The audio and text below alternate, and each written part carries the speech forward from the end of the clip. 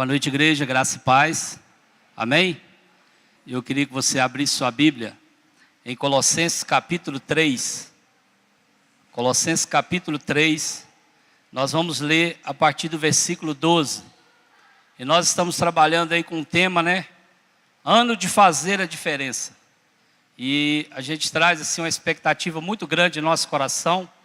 E a gente quer começar o ano realmente assim com o gás todo, Então que nós possamos a cada dia buscar no Senhor, que a cada dia a gente peça o Espírito Santo para nos iluminar, para nos abençoar a cada dia.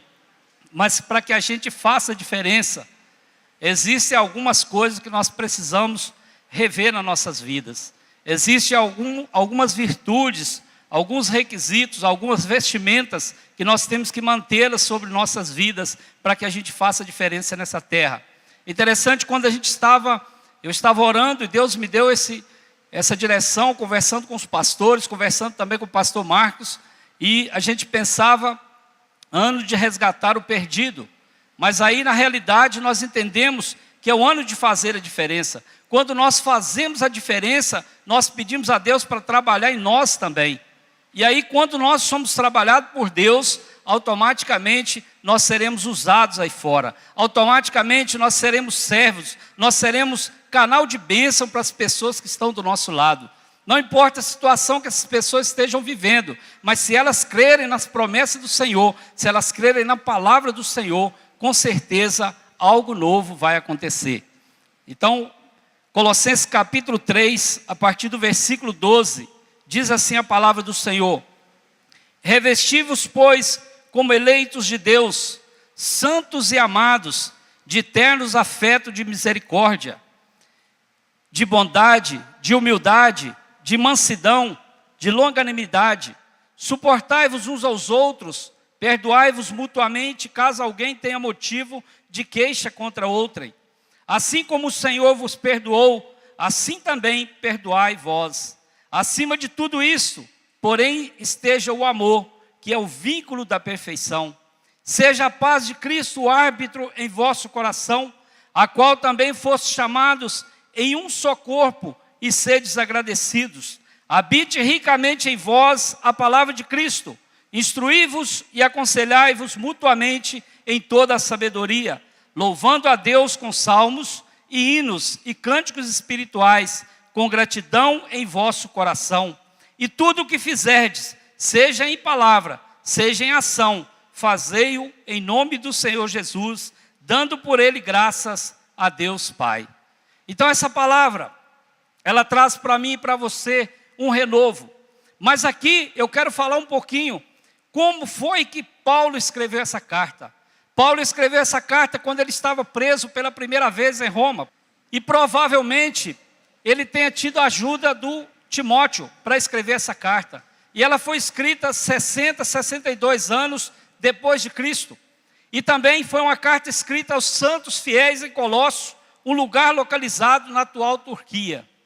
E essa palavra, queridos, ela traz para mim e para você hoje, que nós tenhamos que ser revestidos de Deus. Nós tenhamos que ter uma veste nova, uma veste de santificação. Eu poderia estar falando aqui sobre santidade, eu poderia estar falando sobre revestimento, eu poderia estar falando sobre virtudes. Mas o título que eu quero trazer para essa palavra nessa noite é cultivando a vida cristã. Porque para nós fazermos a diferença, primeira coisa, nós temos que estar com a nossa vida cristã alinhada em Deus, alinhada na palavra de Deus. E muitas vezes nós estamos meio que perdidos, muitas vezes nós passamos por dificuldades, nós passamos por calamidades, mas esquecemos que essa palavra, ela tem poder para nos abençoar, essa palavra ela tem poder para nos fortificar a cada dia, e pedir que o Espírito Santo venha sobre nós, trazendo para mim e para você essa alegria, essa força. Como foi falado aqui, Jesus é nossa força, a palavra do Senhor nos fortalece a cada dia. Mas antes de começar a falar sobre esse capítulo que nós lemos, eu quero falar de algumas características marcantes em toda a carta de Colossenses. Essa carta, se você observar no capítulo 1, do versículo 15 ao 23, Paulo vem falar dos falsos ensinamentos em Colossos, dando ênfase à divindade, à missão de salvação e à supremacia de Jesus. E hoje nós temos que observar isso também, que muitas pessoas estão apegadas em pregações, apegadas em alguns livros. Não estou falando aqui que você lê um bom livro, que você não possa ler um bom livro, mas nós temos que estar ligados na palavra de Deus. Nós temos que entender que Jesus, Ele é supremacia sobre nossas vidas. E no capítulo 2, no versículo 10, ele fala que Cristo é o cabeça da igreja. Ele fala também que Ele é a própria imagem de Deus. E muitas vezes, queridos, infelizmente no nosso meio, tem pessoas que estão valorizando mais o homem do que a Deus. Tem pessoas que estão correndo atrás de milagre. Falei aqui pela manhã que tem pessoas dentro da igreja que estão achando que Deus é nosso garçom. Pede algo para Deus, recebe e depois vai embora. Mas eu quero dizer para você que Deus está sobre nossas vidas. Ele tem o controle de todas as nossas vidas. E nós temos que entender que Cristo é o cabeça da igreja. Tudo que nós fazemos tem que ser para Deus. Tudo que nós fazemos tem que ser por amor a Deus. E no capítulo 2, versículo 16 a 18, ele combate que a espiritualidade era alcançada por meio de rituais, festivais e alimentação especial. Infelizmente hoje também nós vivemos isso. Muitas pessoas estão indo à igreja por causa de rituais. Muitas pessoas estão buscando a Deus por causa de festivais. Quando anuncia aí um louvor, quando anuncia um cantor famoso, lota. As pessoas vão atrás disso daí. Mas quando fala da palavra de Deus, as pessoas ficam meio que recuadas. Mas também fala de alimento especial. Infelizmente, hoje também tem igrejas, tem pessoas que estão buscando um alimento para si próprio. Não estão buscando um alimento que traz salvação, um alimento que traz cura, um alimento que traz libertação para nossas vidas. E esse alimento é a palavra de Deus. Nós temos que nos alimentar todos os dias da palavra. E no capítulo 3, versículo 2, Paulo ensina que a maturidade espiritual e o conhecimento de Deus se manifestam nas coisas que vêm de cima. E muitas vezes nós estamos olhando para as coisas terrenas. Bandejas e mais bandejas são oferecidas para nós. Parece até bandejas de prata, de ouro, mas lá no final é engano. Então, queridos, que nós não venhamos olhar para as coisas terrenas, que a gente não venha esperar algo aqui da terra, que a gente venha esperar algo que vem de cima. A manifestação de Deus e a nossa espiritualidade, ela vem de cima, se manifesta através de Deus. Então, que nós venhamos olhar para o alto, que nós venhamos esperar algo para nossas vidas, que traz uma paz que não tem preço, que traz para mim e para você um amor incondicional, esse amor que Deus teve por mim e por você, que é dando o seu próprio filho para morrer naquela cruz pelos nossos pecados. E no capítulo 3, versículos 5 a 9, ele fala de eliminar coisas impuras, atos impuros. Você pode observar depois. Então esse livro de Colossenses, ele traz para nós algo tremendo. E nesse capítulo que nós lemos, Colossenses capítulo 3, do versículo 12 ao 17, ele fala para nós desenvolvermos os atributos cristãos. Ou seja, como que nós devemos cultivar a vida cristã. Qual que é a característica que Deus traz para mim e para você nesse capítulo? Qual que é a virtude que tem que ser cultivada? E Paulo aconselhou todos a permanecerem fundados e firmes no Evangelho. Nós temos que estar buscando algo no Evangelho. Esse Evangelho que tem poder para curar. Esse Evangelho que a própria palavra ela tem poder. Eu poderia simplesmente chegar aqui nessa noite, ler aqui uns salmos, orar com os irmãos e a gente ir para casa abençoados. A própria palavra ela tem poder. Mas muitas das vezes nós queremos enfeitar demais. Muitas das vezes nós queremos buscar algo que não está na palavra de Deus. Então nós temos que ficar com aquilo que está na palavra. E Paulo fala ainda, assim como arraigados e edificados em Cristo e confirmados na fé. Lá em Colossenses 1:23 e Colossenses 2:7 fala sobre isso.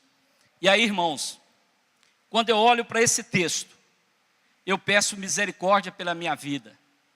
Quando eu olho para esse texto, eu vejo que eu tenho muito que aprender quando ele fala aqui de revestimento. No versículo 16 ele fala: habite ricamente em vós a palavra de Cristo, instruí-vos e aconselhai-vos mutuamente em toda sabedoria.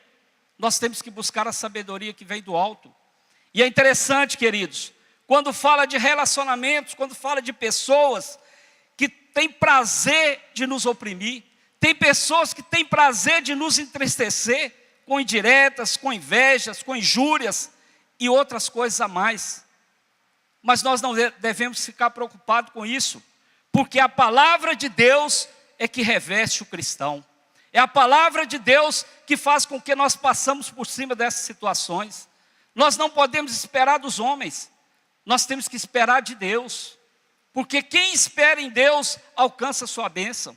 A Bíblia diz que bem-aventurado aquele que confia no Senhor, bem-aventurado é mais do que alegre. Então nós temos que nos alegrar com o Senhor, nós temos que nos alegrar com essa palavra. Também nos ensina como devemos nos comportar, independente da situação. Tem vezes, queridos, que nós queremos jogar tudo para o alto.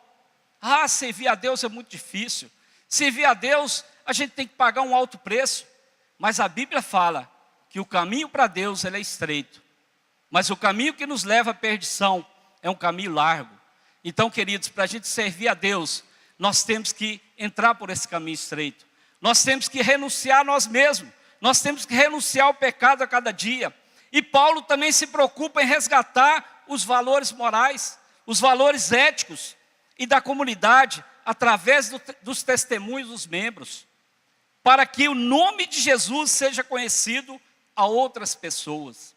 E aí, queridos, nessa parte, quando fala de testemunhos, eu faço uma pergunta para mim e para você nessa noite. Qual tem sido o seu testemunho aí fora?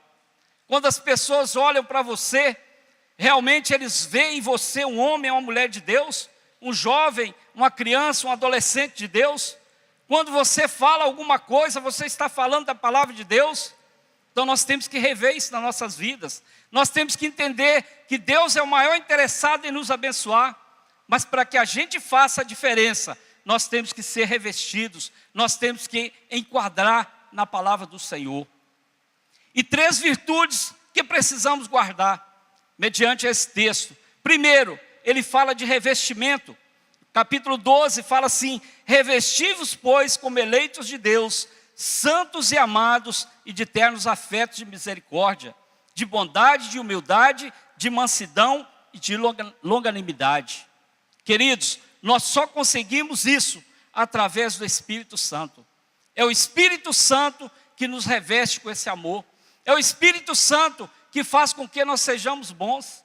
É o Espírito Santo que faz com que eu e você tenhamos humildade diante de Deus.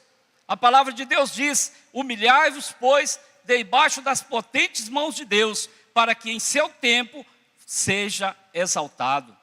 Não importa a situação que você esteja vivendo, peça revestimento do Espírito Santo, peça revestimento da palavra de Deus, peça a Deus para te revestir com esse poder, para que nós possamos ser longânimos, para que nós possamos ter mansidão, mansidão em responder às pessoas, mansidão em receber algo. Tudo isso a palavra de Deus fala em nosso favor. Outra virtude que nós precisamos guardar: suportar uns aos outros. Capítulo 13 fala: suportai-vos uns aos outros, perdoai-vos mutuamente, caso alguém tenha motivo de queixa contra outrem. Assim como o Senhor vos perdoou, assim também perdoai vós. Queridos, e esse suportar significa sustentar, carregar. Muitas vezes nós temos que carregar alguém, muitas vezes nós temos que sustentar essas pessoas, mas com a palavra de Deus. Vale a pena você insistir com alguém, porque hoje eu estou aqui pela misericórdia de Deus, porque alguém insistiu pela minha vida, alguém orou pela minha vida, alguém sustentou a minha vida em oração, alguém intercedeu por mim, por isso eu estou aqui hoje.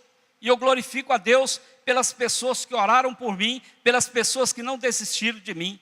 Quem sabe você está aqui nessa noite, orando por um familiar, por um filho, talvez marido orando pela esposa, esposa pelo marido, que ainda não estão na casa de Deus, mas continue orando, continue buscando. E essa palavra, quando ela fala de suportar, nós temos que sustentar, nós temos que carregar. E a terceira virtude que nós temos que guardar é o amor. Capítulo 14 diz assim: acima de tudo isto, porém esteja o amor, que é o vínculo da perfeição. Nada adianta, queridos, você pregar a palavra de Deus, você visitar o lar dos velhinhos, você visitar a cadeia, você levar uma cesta básica para alguém, se não tiver amor no nosso coração. Então, resume-se no amor. O amor é a base de tudo. O amor é a base da igreja. O amor é a base da família. O amor é a base do relacionamento. Onde existe amor, reina a paz. Então, acima de tudo, está o amor. Então, queridos, nós temos que guardar essas três virtudes dentro desse texto: revestimento, suportar uns aos outros e viver em amor.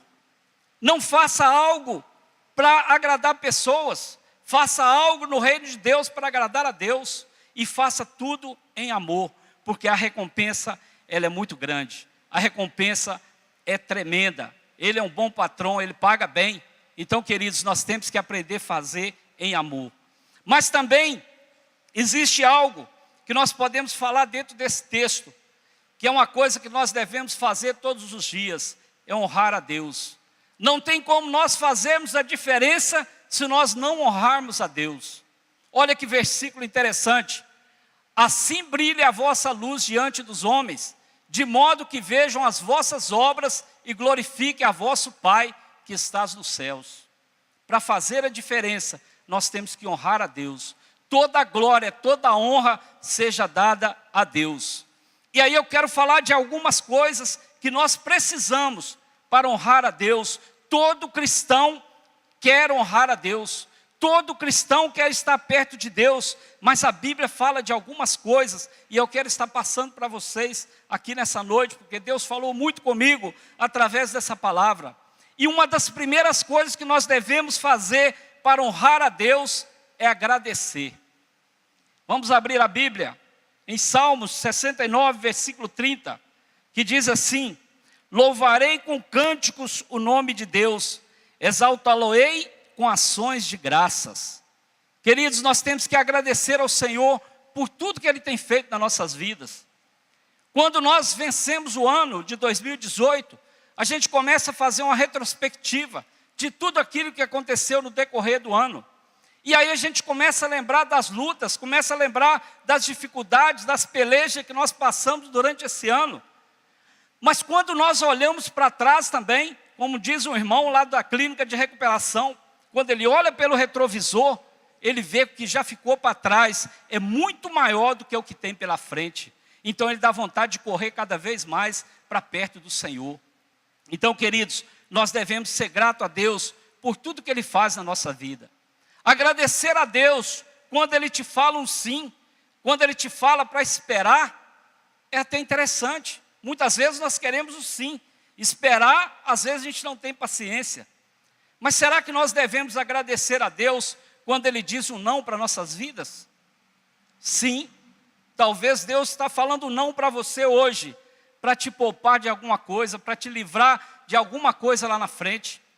Um dia desse eu ouvi uma mensagem que o pastor falava que porta que Deus fecha, ninguém abre.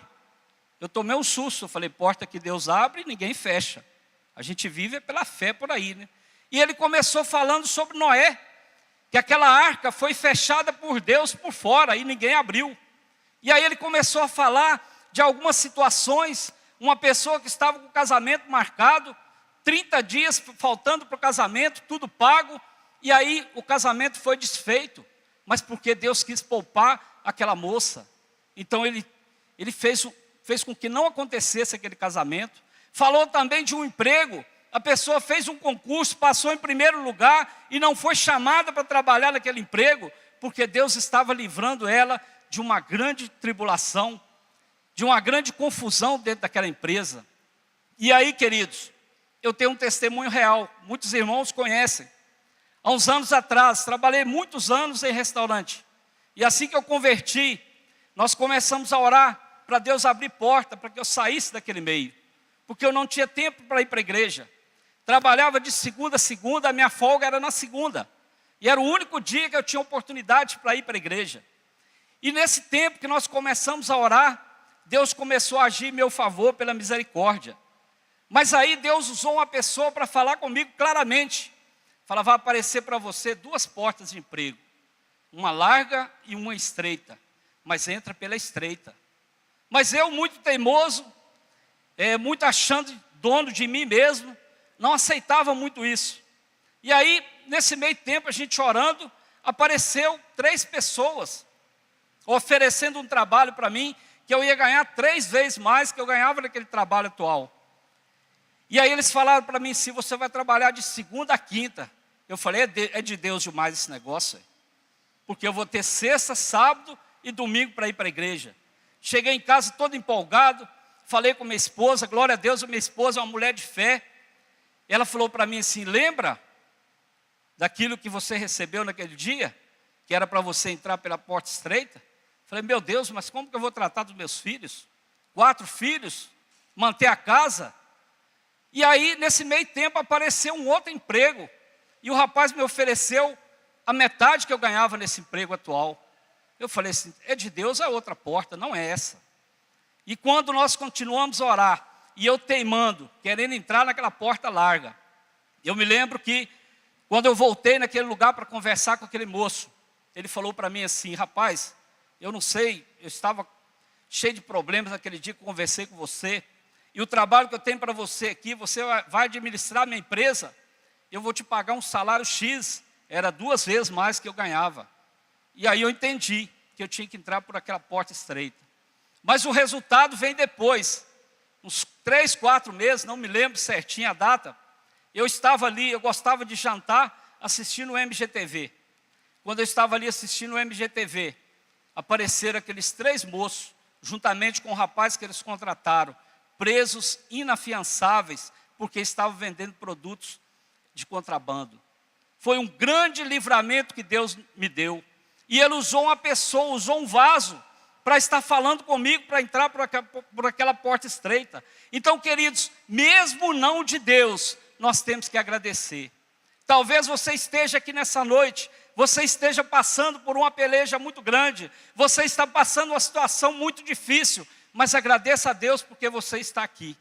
Quantas pessoas gostariam de estar aqui e não teve força para estar aqui nesse local? Mas você que está aqui nessa noite, eu quero profetizar sobre a sua vida, que a sua vitória vai chegar. Creia nas promessas do Senhor sobre a sua vida, porque Ele é Deus de promessa. Então, queridos, que nós venhamos aprender a agradecer ao Senhor.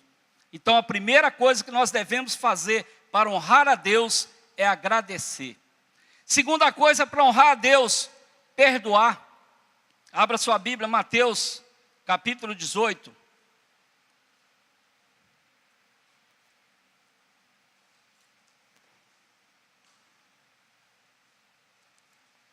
Mateus, capítulo 18, versículo 20 e 21. 21 e 22, desculpa.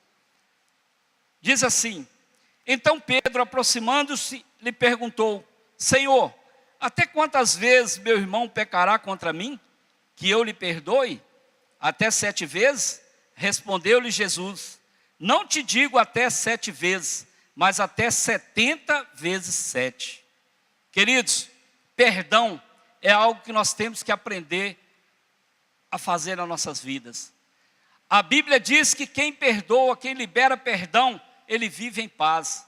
E cientificamente foi comprovado também que a pessoa que libera perdão, ela vive mais tempo. Então nós temos que aprender a perdoar, mas é perdoar de verdade. Eu não sei se é só eu, não sei se a igreja tem alguém aqui como eu também. Lá atrás, antes de conhecer o Senhor, verdadeiramente ter essa intimidade com Deus, eu perdoava as pessoas para ficar livre dela. Isso não é perdão. Perdão é aquilo que vem de dentro. Perdoar é você esquecer. Então nós temos que aprender a perdoar e não tem limite para perdoar. Quantas vezes nós somos assolados, né? Quantas vezes nós somos confrontados, mas nós temos que pedir perdão. Ah, pastor, mas é muito difícil, a pessoa que errou comigo, eu vou ter que pedir perdão para ela? Sim, porque nós conhecemos a palavra de Deus. Então nós temos que liberar esse perdão para que a nossa vida espiritual avance. Muitas pessoas hoje estão paralisadas, muitas pessoas hoje estão com o ministério parados, porque não perdoam. Libere perdão, queridos.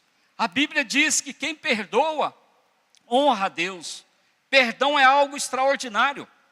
Já contei aqui uma vez também, me lembro quando eu converti há 18 anos atrás, que o pastor falou assim, se você tem algo na sua vida que você fez, que você quer se arrepender de verdade agora, traga à tona aí que Deus vai te libertar. E eu lembrei de pelo menos umas 3 coisas. E uma dessas coisas era um perdão que eu tinha que pedir para o meu pai. Coisa que aconteceu há 15 anos atrás, antes da minha conversão. Ele nem lembrava mais. Mas um dia eu cheguei para ele e pedi perdão. E ele falou, perdão por quê? Eu falei, por causa dessa e dessa situação. Ele falou, mas é eu que fiz errado com você, eu que tinha que te pedir perdão. Mas eu estou te pedindo perdão porque eu estou magoado com o Senhor. E muitas pessoas estão angustiadas, muitas pessoas estão depressivas, muitas pessoas estão com o coração duro, porque não libera perdão. Então liberar perdão também, queridos, é um momento que a gente pode fazer para honrar a Deus. A terceira coisa que nós devemos fazer para honrar a Deus é ser generoso. Abra sua Bíblia, Provérbios, capítulo 22, versículo 9, diz assim, ó, o generoso será abençoado, porque dá do seu pão ao pobre. Será que realmente nós temos preocupados com o próximo? Nós temos vivido assim uma vida em regalia, nós temos tido a nossa mesa farta e a gente tem preocupado com o próximo? Eu vi um vídeo hoje à tarde que me chamou muita atenção. Um jovem cristão, ele se vestiu de mendigo e saiu pelo meio da rua pedindo às pessoas. Tinha alguém comendo um hambúrguer, me dá um pedacinho que eu estou com fome. Não, tem não. Chegava perto de outro, estava comendo uma pizza, me dá um pedacinho, tem não. E ele passou perto de várias pessoas e as pessoas não abençoaram esse mendigo. O que ele fez? 20 minutos depois, ele comprou várias caixinhas de esfirras e saiu pela rua distribuindo para aquelas pessoas que moravam na rua, aqueles moradores de rua.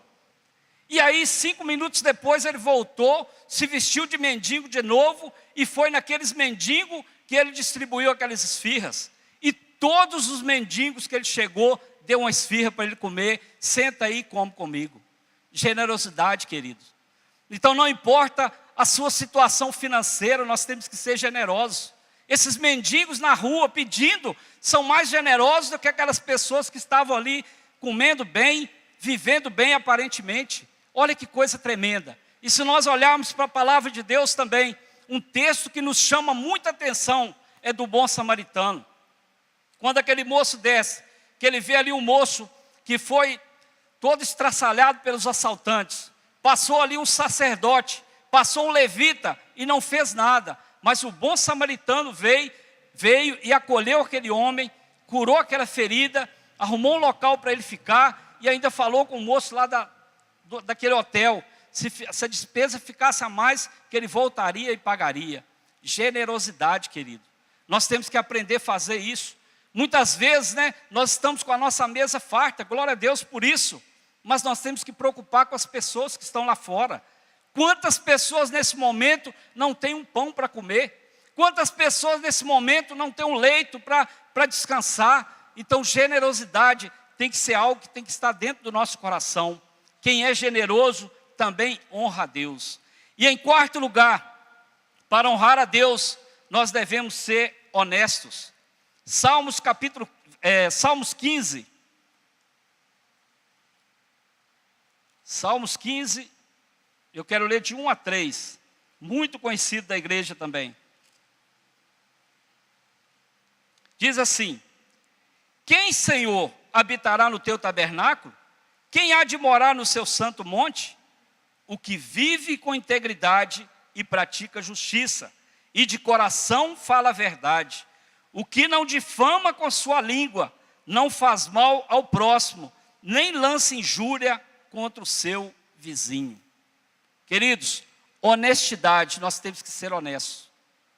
Quantas vezes aparecem situações para a gente fazer algo que não agrada a Deus. Talvez você está dentro do seu emprego, talvez você esteja fazendo uma prova, vem aquela situação para você dar uma coladinha, aí você fala, não tem ninguém olhando mesmo, eu vou colar isso aqui. Mas Deus está te olhando, querido.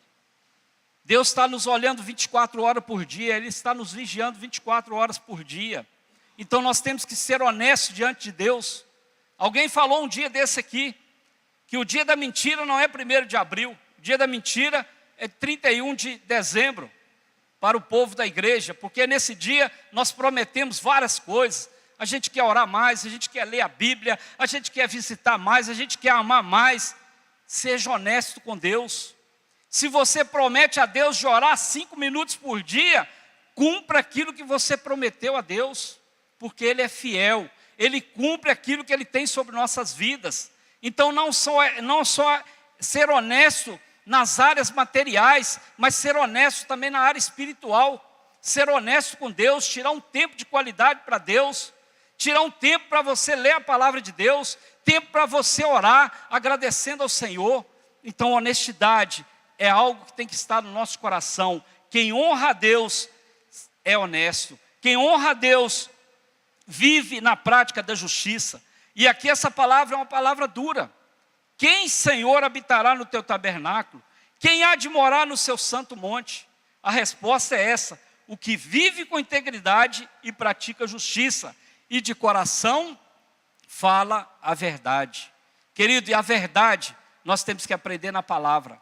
A palavra nos liberta de todo mal. A palavra nos liberta de tudo aquilo que nos atrapalha de servir a Deus verdadeiramente.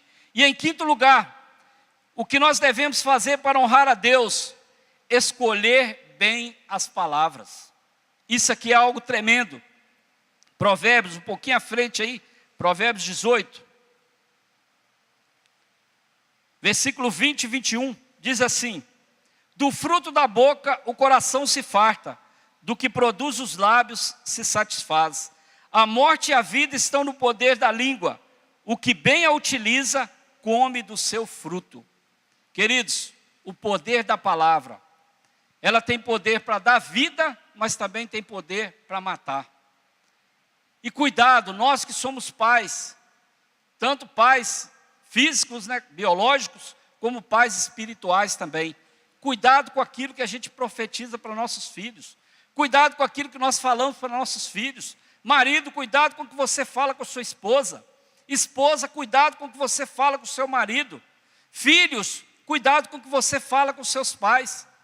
E muitos pais profetizam sobre a vida dos filhos, falando assim: esse meu filho não vai dar em nada, esse meu filho não tem futuro. Nós temos que vigiar, porque a palavra tem poder tanto para abençoar quanto para amaldiçoar. Está aqui o nosso irmão Luizinho. Quem conhece o testemunho do irmão Luizinho? Quando eles foram, a maioria da igreja, quando eles foram morar naquela casa, o pai dele profetizou uma palavra: essa casa vai matar nós todos. E dali saíram, eram 4 pessoas, né, varão? 4 pessoas, saíram 3 urnas daquele lugar, num período muito curto. E o Luiz também, a misericórdia de Deus alcançou ele, Jesus alcançou ele. Hoje ele está aqui para contar essa história. Uma palavra de maldição. Nós temos que repreender. Não só palavra que a gente fala, mas também palavra que a gente ouve. Se você ouviu alguma palavra que não está de acordo com a palavra de Deus, repreende em nome de Jesus. Eu repreendo essa palavra em nome de Jesus. Eu não aceito essa palavra para a minha vida. Eu não aceito essa palavra para os meus. Nós temos que vigiar naquilo que a gente fala. Nós temos que vigiar naquilo que a gente escuta também. Nós temos que analisar na palavra de Deus. Nem tudo que as pessoas falam é de Deus. Nem tudo que as pessoas falam vem da palavra de Deus. Muitas vezes pode ser emocionalismo. Muitas vezes pode ser carne. Quantas pessoas frustradas no nosso meio hoje por causa de profetada?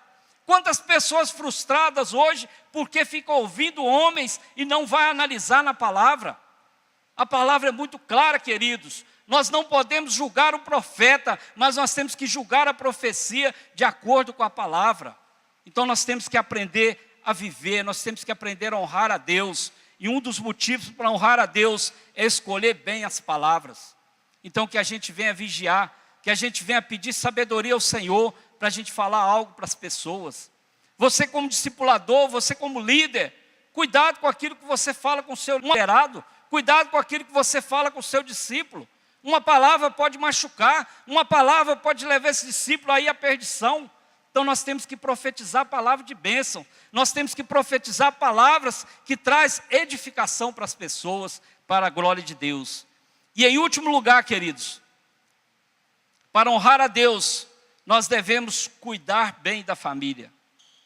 Versículo muito conhecido, 1 Timóteo, capítulo 5, versículo 8, diz assim: ora, se alguém não tem cuidado dos seus, e especialmente dos da própria casa, tem negado a fé, é pior do que descrente. Outras versões dizem, é pior do que um infiel. E tem uma escala para isso aí, queridos, nós não podemos fugir dessa escala. Primeiro Deus, depois a família, depois a obra de Deus. Eu tenho pedido muita graça de Deus, porque se a gente ficar olhando o que acontece à nossa volta, se a gente ficar olhando o que acontece na igreja, claro que muitas vezes os irmãos estão precisando, nós temos que ajudar, nós temos que estar pronto para abençoar cada vida, porque o nosso dever é esse, é cuidar das ovelhas que Deus nos deu, mas também, queridos, nós temos que cuidar da nossa família. O que adianta ganhar o mundo inteiro e perder a família?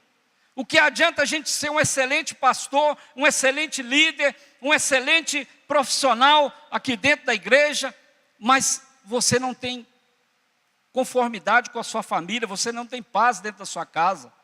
Um dia desse, eu atendendo um rapaz, ele falou para mim, eu converso muito com ele, e um rapaz muito prestativo, tudo que você precisa, ele está junto, mas um dia desse eu resolvi perguntar para ele, como está a sua família? Ele começou a chorar, demorou um tempinho bom para me responder. Ele falou, minha família está destruída. E falei, como você tem essa alegria para trabalhar na casa de Deus? Como que você consegue fazer algo para Deus se você não está tendo controle sobre a sua família? Eu sinto muito em te dizer, querido, mas você está andando na contramão. Se você não cuida da sua família, você é pior do que um descrente. Se você não cuida da sua família, você está sendo infiel com Deus. Ah, mas o meu filho não me respeita, a minha esposa é isso e aquilo, e começou a falar um monte de coisa, eu orei por ele. E tenho orado por ele, e eu creio que Deus vai restaurar essa família. Queridos, nós temos que preocupar com a nossa família, nós temos que cuidar de pertinho, nós temos que aprender a conviver junto com nossos filhos. A gente foi criado num sistema um pouco diferente, não sou tão velho assim, mas a gente tinha aquele, quando eu completar meus 18 anos, eu vou ter a minha independência, eu vou fazer minhas coisas, eu vou tirar meu documento. Comigo era assim, hoje as coisas já estão mudando. Mas o que acontece, queridos? Muitas vezes o nosso filho é maior de idade, a gente não pergunta o que está acontecendo. E às vezes o filho não abre o coração com os pais, porque o pai não pergunta. Então nós temos que aprender a tratar bem a nossa família, nós temos que cuidar bem da nossa família. Marido cuida da esposa, esposa cuida do marido, filhos cuida dos pais, pais têm que cuidar dos filhos. Isso é tremendo. Mas também quando fala dessa família aqui, nós temos que cuidar da nossa família da fé, a nossa família da igreja também. Quantas vezes nós anunciamos aqui, uma pessoa confessa Jesus, olha para trás e conhece uma parte da sua família. E aí às vezes aquela pessoa fica passando desapercebida. Cadê a família que está cuidando dessa vida? Cadê a família que prometeu cuidar dessa vida, apesar das falhas? Então nós temos que aprender a cuidar da nossa família. Nós temos que estar ligados no Senhor. E para finalizar, eu queria que você abrisse Filipenses, capítulo 4, versículo 8, muito conhecido também da igreja, que diz assim: finalmente, irmãos, tudo que é verdadeiro, tudo que é respeitável, tudo que é justo, tudo que é puro, tudo que é amável, tudo que é de boa fama, se alguma virtude há, e se algum louvor existe, seja isto o que ocupe o vosso pensamento. Então, queridos, que nós venhamos aprender com a palavra de Deus, que nós possamos ser instrumentos nas mãos de Deus, revestimos-los como eleitos de Deus, suportando uns aos outros, perdoando se for preciso. Acima de tudo, o que fizermos aqui, que seja em palavras, que seja em atos, ações, que façamos em nome de Jesus e em amor. Que Deus nos ajude nessa difícil missão. É uma difícil missão, mas não é impossível. Deus está contando comigo e com você. Deus está contando com os remanescentes dessa terra. Muitas vezes, nós falamos de avivamentos, pessoas que estão voltando para Deus, pessoas que estão tendo intimidade com Deus, mas nós temos que também sair lá fora, pregar esse evangelho lá fora. As pessoas estão gemendo, as pessoas estão precisando ouvir a palavra de Deus. Essa é a mensagem que eu deixo nessa noite.